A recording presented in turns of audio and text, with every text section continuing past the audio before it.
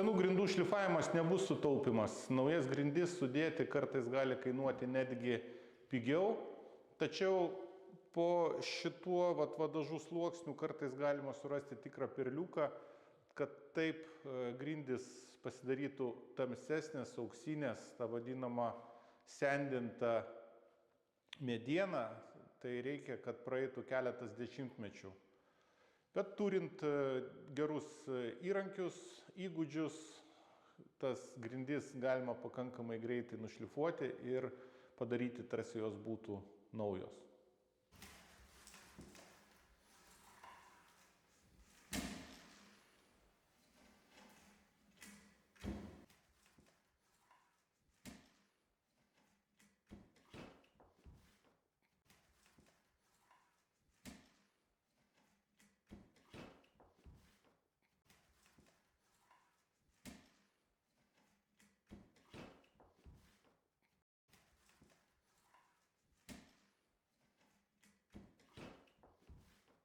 Pagrindinis įrankis šlifavimui yra būgninis šlifuoklis, kuriam reikės kelių rupumų šlifavimo popieriaus.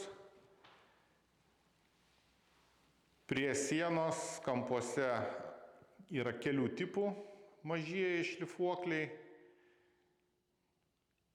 ir reikės dulkių siurblio, didesnio, galingesnio, nes buitiniai dulkių siurbliai jie neatlaiko tų smulkių dulkelių ir sugenda. Jeigu yra aliejiniai dažai ant grindų, kurie sunkiai nusiima, pradedam dirbti nuo 24 rupumo popieriaus, jo greičiausiai susinaudos vienas. Na ir jeigu čia jau kelis kartus dažyta, tai tikrai reikės 24. Jeigu tenais sluoksnis plonas, tai gal pakaks pradėti nuo 36, bet kokiu atveju 1, 2, 36 susinaudos dar ir po 24.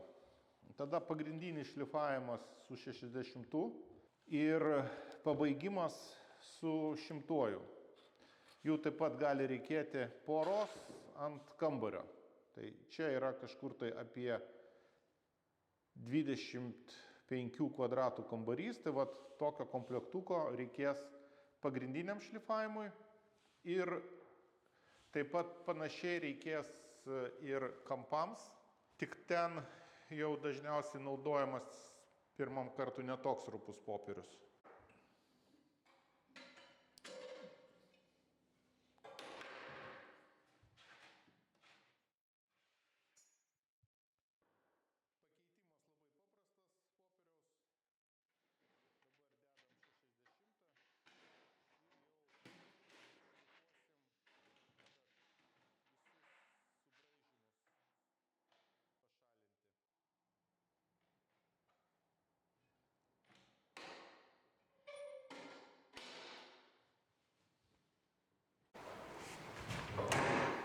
Rankena, kuri reguliuoja būgno pakelimą ir nuleidimą, dabar būgnas yra pakeltas ir kai įjungiam, tai būgną nuleidžiam ir jeigu tik tai sustojam, mes būgną vėl keliam atgal, nes iš karto duobė bus. Tai yra, kuo tolygiau bus šlifuojama, tuo mažiau bus duobių ir tuo kokybiškesnis išeis darbas. Su rupiausiu popierium padarom šlifavimą įstrižai. Pradžioje iš vieno kambario kampo į kitą, tada daugiau mažiau statmenai iš kito kambario kampo einam ir tada jau su mažiau rupiais šlifavimo popieriais padarom išilgai parketlenčių sudėjimo krypties. Po šlifavimo prieš šlifuojant mažesnio rupumo popieriumi reikėtų išsiurbliuoti, jokiais būdais neplauti grindų, o tik tai išsiurbliuoti, kad medžio tos dulkelės neužkimštų popieriaus. Su būgniniu šlifuokliu privažiuojam prie pat krašto, lieka nepasiekimo 5 kažkur tai centimetrai ir šį kraštą jau galim nušlifuoti su diskiniu mažuoju šlifuokliu arba su ekscentriniu šlifuokliu. Mažajam šlifuokliui gali būti naudojamas apvalus diskas su apvaliais šlifavimo popieriukais arba trikampis. Ir taip pat pasiimam skirtingų rupumų 40, 60, pabaigimui 100. Kaip ir su šitais, taip pat 40, 60 ir 100. Vėlgi kiekį žiūrime pagal numatomų darbų apimtis. Šlifuoklis, kuris turi dvi funkcijas. Va dabar uždedamas yra diskas ir jisai veiks kaip diskinis šlifuoklis, o uždėjus trikampiuką jisai veiks kaip ekscentrinis šlifuoklis. Ekscentrinis šlifuoklis naudojamas mažesniem plotam, ten, kur reikia tiksliau nušlifuoti, o su diskiniu jau galima šlifuoti didesnius plotelius. Ekscentrinis šlifuoklis jisai šlifuoja švelniau nei diskinis mažasis šlifuoklis. Ir jeigu dažų sluoksnis plonas arba dažai yra kiek paprasčiau nusiima, tai geriau jį naudoti. Bet jeigu dažai yra stori, sunkiai nusiima, tai tada vertėtų naudoti diskinį šlifuoklį. Su juo iš tiesų irgi yra sudėtingiau dirbti, nes jeigu neatsargiai pūstelti, ilgiau palaikyti, tai galima išmušti duobes. Matosi duobutė ir čia jau yra darbo brokas. Jinai susidarė, kadangi būgnas buvo nuleistas pakankamai staigiai ir išplėšė medienos. Pašalinti galima naudojant išcentrinį šlifuoklį.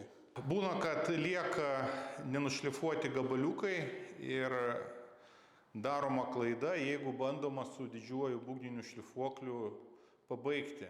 Daug yra geriau palikti tokius nenušlifuotus lopinėlius ir juos vėliau nušlifuoti su ekscentriniu šlifuokliu. Su keliais niuansais ši technologija tinka praktiškai visom grindim. Kiek tie niuansai yra nuo pačios medienos priklausantis, čia yra kietmedis, gali būti pušinės grindys, bet viskas eina daugiau mažiau į pačią pabaigą, kai jau reikia padaryti idealų paviršių. Pušis yra minkštesnė, pasėtų plaušelių bus daug. Dėl to konkretų atveju pabandykite kokį nedidelį plotelį pasižiūrėti, kaip geriau yra galutinai sutvarkyti tą paviršių. Na ir po to jau belieka išsirinkti, kuo padengti. Tai gali būti lakas, tai gali būti alyva, kaip šiuo atveju. Ir turėsite idealias, gerai atrodančias grindis. Tai jeigu patiko, spauskite like. Dešinėje pusėje prenumeratos mygtukas bus ir daugiau filmų iš praktikos. Sėkmės, iki.